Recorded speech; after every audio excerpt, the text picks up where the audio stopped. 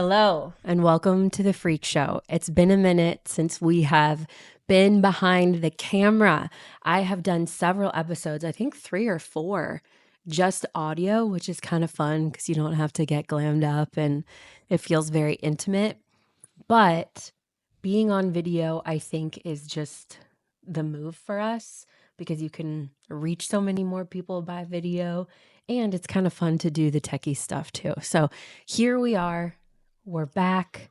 This is episode 45 of the Freq Show, and this episode is entitled Personal Development, Grace for Tough Times. So why do you think we're talking about this today? Well, I would imagine because we had the bird flu. Yeah, very, very likely. Whatever we had was not nice. It wasn't nothing nice. No. That's for sure. And not only that, we were down and out with that for about 2 weeks, but before that you weren't feeling well for, some time. Well, that's for another reason that we can get into another day. Yeah, but I think it all yeah, one of those periods. We kind of had the same thing last year, where at the beginning of the year Roman got really sick, and there was he had impetigo with MRSA, so that was totally different thing. And then I got some kind of virus last February.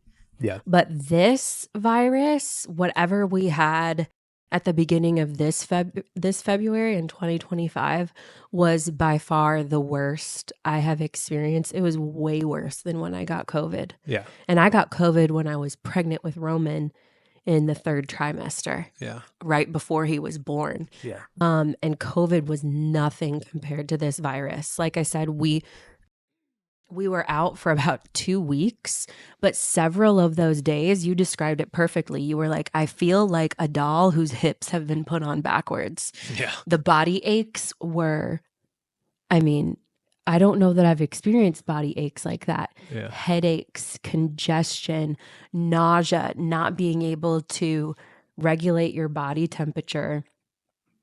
It was just horrible. Yeah. Horrible. Yeah. And again, we're kind of joking about the bird flu, but it very well could have been. Who knows? Mm-hmm. I'm just glad that we're, I think, on our way out. I still have some congestion. I think you do too. There's a cough that just kind of lingers. So if anybody out there has experienced this virus and actually knows what it is, shoot us a DM because we'd really like to know.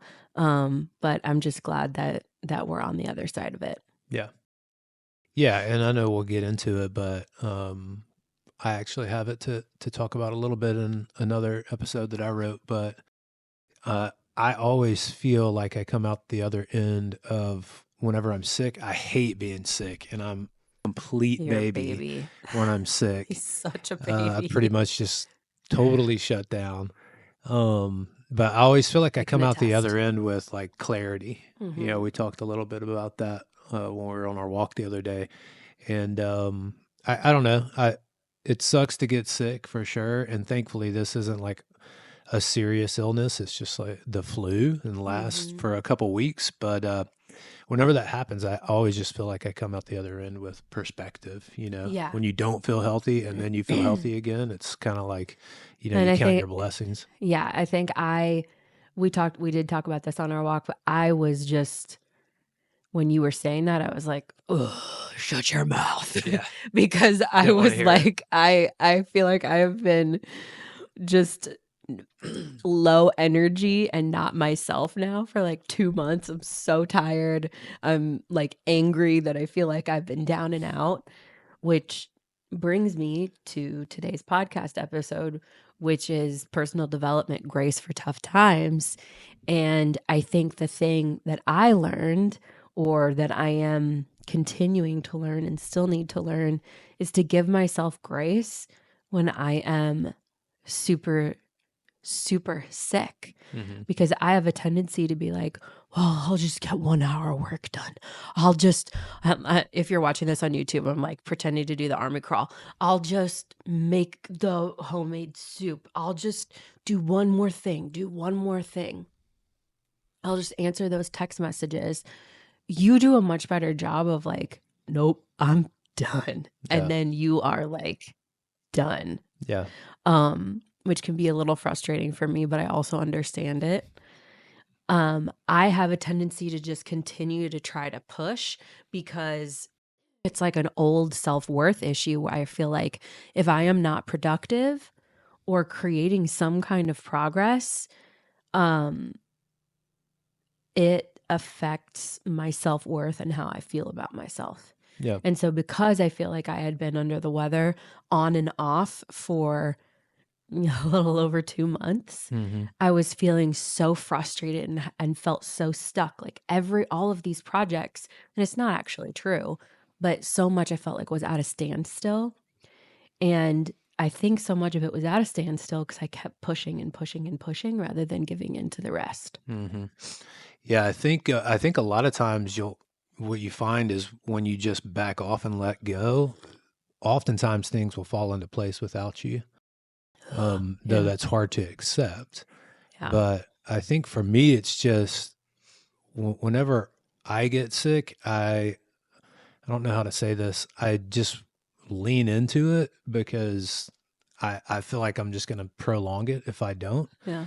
And it's easier for me to just kind of lean into it and just say, "Hey, I'm sick. I'm not doing anything. I'm not. Yeah. I mean, I'll do what has to be done, but and now it's easy for me to say this on the back end, but know that I'm going to get some perspective out of it. Like it is what it is. I'm sick. I'm not going to be able to think clearly. I'm not going to be able to communicate clearly. I don't want to anyway because I don't feel good. But and so I'm just going to lean into that, rest, take care of myself, and know that once I do come through this, that I'm going to have some clarity on the other end of it. And a lot of that I think is because, I was out for 48 hours. I was pretty much out of commission. Yeah. No phone, no TV, no distractions. And I think that's kind of the magic in the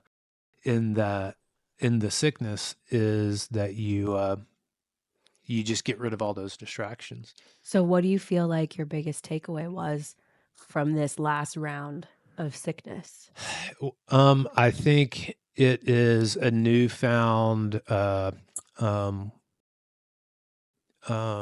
perspective or inspiration on being healthy, on taking care of myself in all the different ways, whether that's, food or fitness, faith and spirituality, all those kind of things. It's just a reset. I feel like it's a reset when I come out of it. It's like, okay, you figure out what's important. Yeah. You're just kind of, it's a reset. It's a new start. And now it's almost like, the new year, you get to start fresh, implement some new habits, be more disciplined with things that, maybe kind of fell off there before.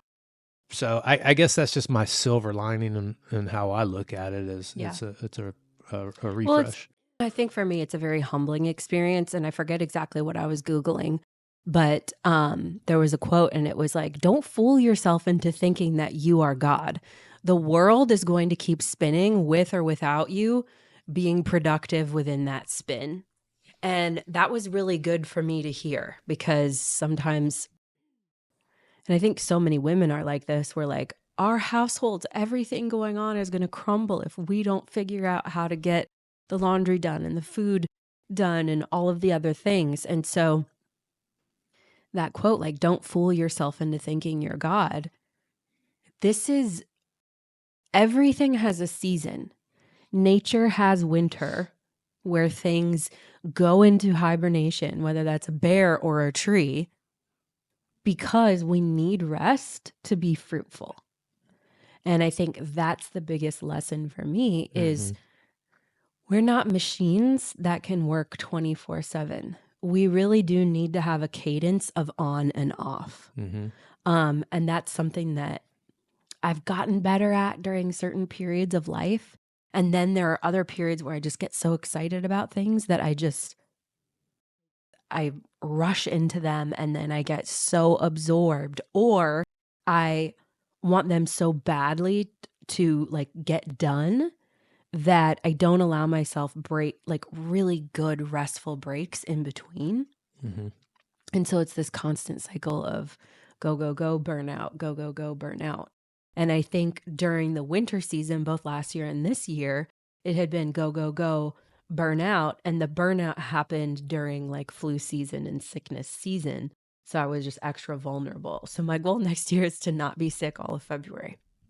Yeah. Well, it's hard coming off the holidays too, because there's so much activity, still trying to be productive, want to spend time with family. There's travel, there's all those sorts of things. So it kind of makes sense that it happens January, February timeframe, because you've been burning the candle at both ends, starting in November with all the holidays and still operating your business. But I think the holidays are meant to be productive. the opposite. I know, but we don't really approach them that way. Yeah. No, we haven't. And I think we need to rethink that. I also learned that being hard on myself doesn't do any good. And I think that is a mental tape that if I want to live a high frequency life, I really have to delete and reprogram my mind. Louise Hay and You Can Heal Your Life does such a great job of teaching you how to reprogram your thoughts. But since I was little, I mean, my parents will tell you, I've just always been very type A. Like I would get super sick and I would tell my mom I still have to go to school because I don't want to have to make up for the time that I lost. And my mom would actually force me to stay home from school. And then I would get upset with her that she was forcing me to stay home from school. Yeah. So that's just you're like Leslie Knope in Parks and Rec. I'm like Leslie Knope in Parks and Rec. Yes, exactly. And I've always been that way, but being hard on myself and replaying that mental tape that, oh, it just can't get done without me, or what am I? Who am I if I'm not able to produce is not real.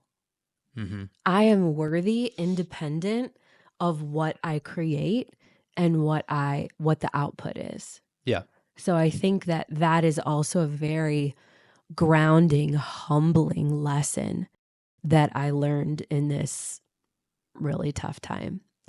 I think as well, treating yourself the way that you want, the way that you would treat others. Like when Roman is sick, I'm not forcing him to put away his toys or clean the kitchen or clean up after himself. We're babying him and making sure he has hydration and vitamins and cough medicine and like all of those homeopathic cough medicine, obviously, but making sure that he has all of the things that he needs to help his body recover.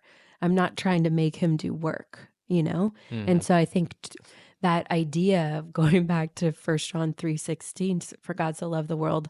Oh no, wrong verse. But the golden rule of treat others as you want to be treated. It's so true. And it's so simple. And it also goes the reverse, like treat yourself the way that you want others to treat you. Yeah, I think you've got some work to do on that, to be perfectly honest with you. And I think that it is your personality, but I think it causes you a lot of angst and stress. Oh, so much. When it's just like, and I told you this numerous times, like just be sick. Like that's all you need. That's all you need to do right now. And honestly, if you allow yourself to do that, that's the work you need to do in that moment. Yeah. And you need to look at it that way and stop trying to fight it, because I think it prolongs things. And I think it just makes you miserable in the process, and that's not productive. It definitely prolongs things, without a doubt. I know that you are correct there. And I know that it is something that I need to work on. And I think this last round of just being sick for so long was so humbling that I hope that the lesson really does permeate. Yeah. But again, it goes back to like ancient self-worth issues that who am I and what am I if I'm not able to produce? Yeah, but I think, you know, I think God puts us in situations. I'm not saying that God makes people sick. That's not what I'm saying, but may allow us to be sick from time to time because we need to get something out of that. We need to learn and take something from it, Yeah. or we need to slow down Yeah. and make some space for ourselves. And I think the longer and harder you try to fight against something that is the purpose and the point that you need to take away, the longer it's going to, the more it's going to be exacerbated and the longer it's going to take. So I think just surrendering in that moment and letting it run its course and learning what you need to learn, allowing yourself to learn what you need to learn instead of trying to push, is more effective, you know? Yeah. And I think for anyone who's struggling out there right now listening to this, maybe you're not like as extreme as me or as extreme as Sam, where you're able to just turn off.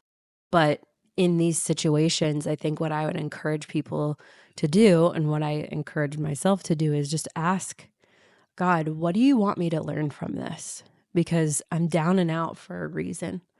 And there's a lesson here. So, what is it that you want me to learn? And then be open to that answer. I listened to a podcast. It was a Skinny Confidential podcast, and it was, I forget the guy's name, but he was talking about like true happiness and life balance. And he was like, there's no such thing as balance in life. But I think there is such a thing as looking at your life from a macro perspective and a micro perspective. Maybe you're going through a season where everything does just feel out of balance. But then when you zoom out, you're able to go, hey, overall this year, there was some really great work and there was some really great rest. Mm-hmm. So he was talking about releasing a book and going on a book tour and how that felt very out of balance in his life. But then he was going to return back to some balance after because he and his wife and their son had this trip planned to just rejuvenate after this very hectic schedule. And that was really helpful for me too, because I think even though I know in my head, especially when you're a parent and a working parent and an entrepreneur and your income depends on you, you want balance. You just naturally want balance. You want to feel like that is possible. But the reality is there's go time and then we have to plan in the rest time. Mm-hmm. And historically, you and I are, to call you out, you're not a great planner. Mm-hmm. And so to nail you down. What? So to nail you down and go, hey, can we plan some rest time or like a little getaway or a vacation has been extremely hard. Also, finances in the past have been like, we have money, we don't have money. We have money, we don't have money. We've invested our money, we have no liquid cash. We've had a lot of like being entrepreneurs. And so one of the things that I think we need to do, and we are going to go away for like a week to Colorado at the end of March, but something that we really need to do and stick to, and I think be militant about, is blocking out time on our calendars for just adventure and fun and rejuvenation. Otherwise, we just work all year. Well, see, I would take it a step further, and I think that we need to be better. Yeah, but you'll understand when I say this. We need to take it a step further and have it not be once a quarter we're going to do something that's fun and we're going to take this time. Oh, for sure. This. Yeah. Because I think that makes things more extreme. I think it's because look, I totally agree with that. We need some rest every single day. The reality is you like to plan big trips, and I like going on the big trips as well. But to me, big trips aren't relaxing. Like getting on the plane with a 2-year-old, a 3-year-old, and flying across the world. We only did that once. Yeah, okay, but we still, only did that once. We've done multiple trips, just the two of us. I know, but a lot of times the big trips aren't relaxing. They're fun, they're adventures, so they fill that cup, but it's not relaxing. Sam likes to turn off.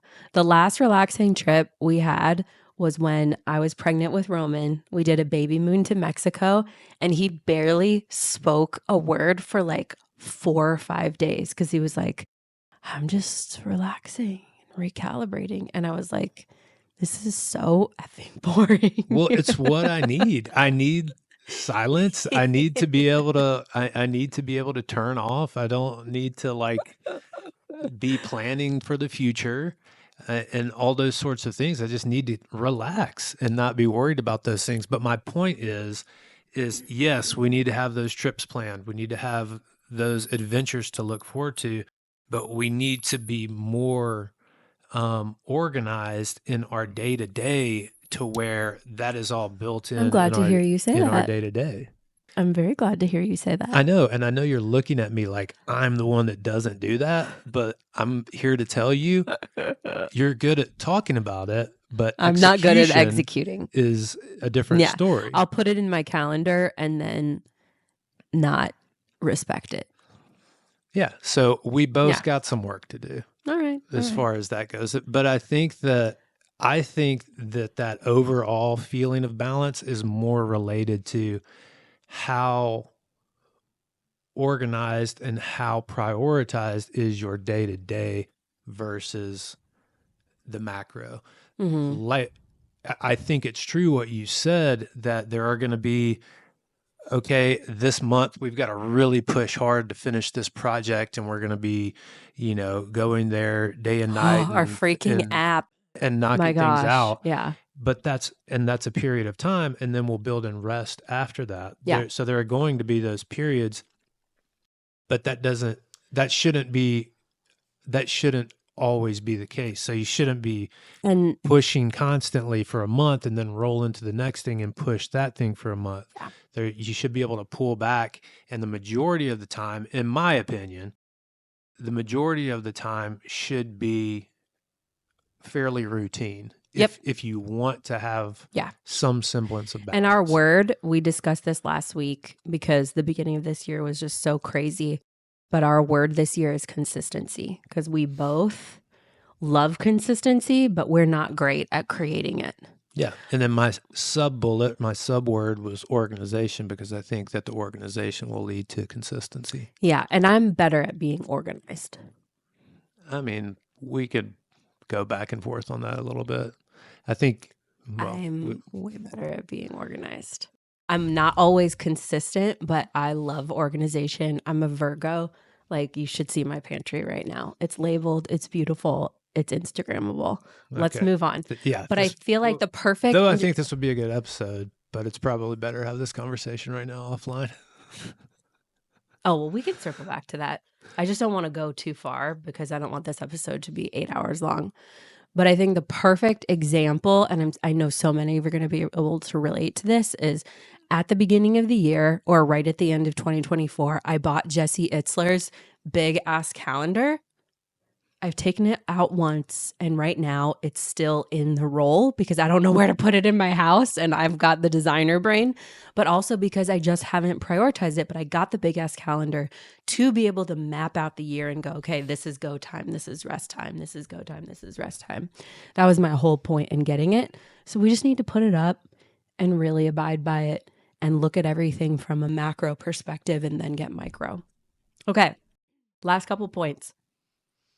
Don't let your brain override your body. This is something that should be obvious to me, but it's not. I allow my brain to override my body. And when my body is saying, just slow down, give me some rest, I often will just go, nope, I can do just a little bit more. I can do just a little bit more. And I push, and then that bites me in the butt. And I think my last point would be, and then you can add anything else that you want, is things don't always go according to our plans. But I do believe that there is a plan that's created by someone so much more powerful than us. And I've said this before, and I know I'll say it again because I believe it to my core. Things are happening for us, not to us. And I know that during tough times, it's so hard to give ourselves grace. Sometimes it's hard to extend grace to others, but it is of the utmost importance because that's where the beautiful lessons are. And that's where so much growth and development happens, is during tough periods. Yeah, I would agree with that. And I think that that's kind of like the darkness before the dawn. I think that there's a way to remember when you're in that position that things are tough in that moment, because there's a breakthrough on the other side of it. So as much as you can reframe these periods as opportunity, and then lean into whatever it is, whether that's you need to rest or you need to work in that period of time, then that's what you need to do, and just allow yourself to do that. Yeah. So question to leave you guys with is, what area of your life can you extend yourself some grace? And that's it. That's the end of the episode. Live on purpose, live on frequency, and we will connect with you. We cannot wait to connect with you next week.